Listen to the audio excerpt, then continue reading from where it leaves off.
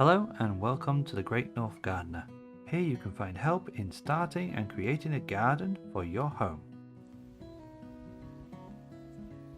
Propagating lavender from cuttings is a relatively simple and effective way to create new plants. Here's a step-by-step guide on how to do it.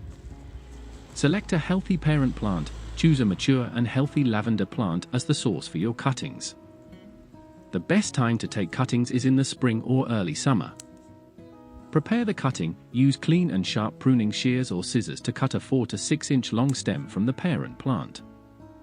Make the cut just below a leaf node.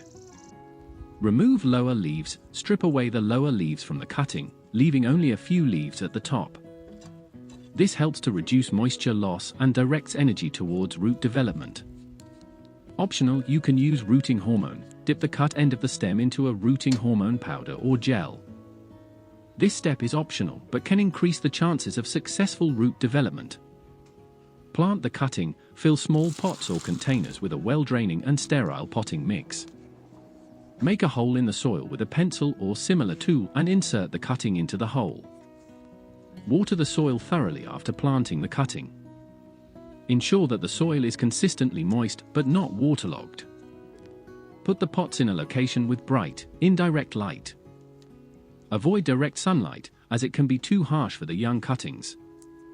Monitor and transplant. Keep an eye on the cuttings over the next few weeks. Once they have developed a healthy root system, usually in 4 to 6 weeks, you can transplant them into larger pots or directly into the garden. Remember that not all cuttings may successfully root, so it's a good idea to take multiple cuttings to increase your chances of success. Additionally, providing a warm and consistent environment can further enhance the success rate of propagation. Want to see more of my videos? Please like and subscribe.